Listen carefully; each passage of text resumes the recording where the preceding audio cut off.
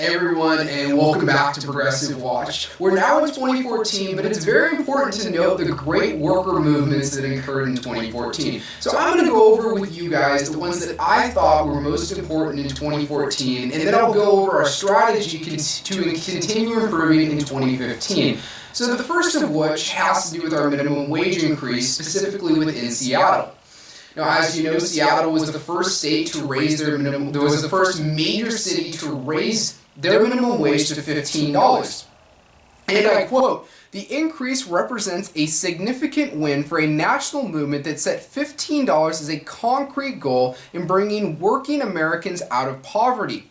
That's the key thing. If we go back to 1968, adjusted for inflation, we had a minimum wage of $10.10. And because this is such now only at $7.25, people are being priced out of their basic necessities. Because guys, we have to remember, the minimum wage was set up because the price of goods goes up and we need a base wage set up so people are not priced out of their necessities. Well, the price of goods have gone up and we have not raised the minimum wage to do such. Thus, people are being priced out of their basic wages, and we have some of the highest poverty levels we have ever seen in our country's history. It's a fantastic way. This puts more money in the people's pockets, more money that forces corporations to hire more people to build more goods that these citizens then buy, and this then puts money in those new workers' profits, which is a nice, great revolving cycle in stimulating our economy and our economic growth. Fantastic measure, and this movement is now spread nationally, internationally, and it's going to be a great thing if we can get this spread across throughout the United States of America. The second of which has to do with Northwestern and their union movement. And I quote once more from the Common Dreams. "The union election held by athletes at Northwestern University in April sent shockwaves throughout the sports world. In the National Collegiate Athletic Association, where athletes bring in millions of dollars to their colleges and universities, they yet receive only compensation only in the form of scholarships. The union drive at Northwestern is a historic first.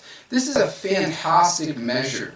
We can see coaches such as Nick Saban, coaches at Oregon, coaches at Michigan State bring in millions of dollars, at least $5 million each year.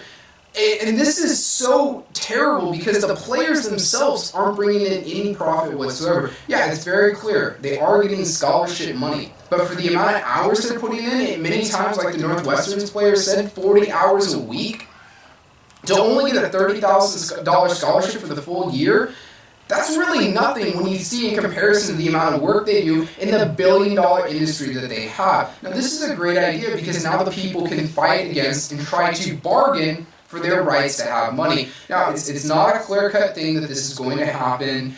The head coach at Northwestern has said repeatedly that he has been trying to get his players not to do this. He thinks it'll be a great violation. He'll be angry. He might send away scholarships.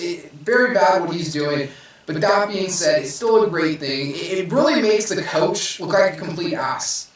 Because, of course, his goal is to get wins, and his goal is to keep the status quo, whereas that's not benefiting the players the most. That's why they need their own union to fight up against them. So great thing. And last of all, pointing out, this is with the Airline movement. And as we all remember, in the 1980s, Ronald Reagan pretty much cut off the strike for these airline workers to unionize, essentially fired them, and brought in a whole new group, and so they've always been defeated with that. But as we just report, and from 2014 again from the Common Dreams, the news of over 18,000 airport workers and pilots at 3 major airlines, American, Virginian, and JetBlue, voting to join unions this year was tinged with historical significance, if only because it represented an enormous victory in an industry that had dealt such a cruel defeat to its movement in the past.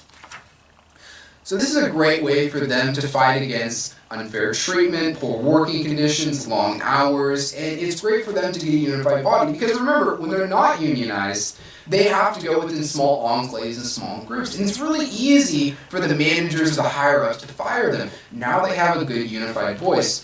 Now, guys, when you look at the statistics and when you look at the numbers overall, the progressive movement wins every time over all the other parties in America. I mean, we fight for raising the minimum wage, to get out of Afghanistan, to expand Medicare, to expand Medicaid, to increase infrastructure.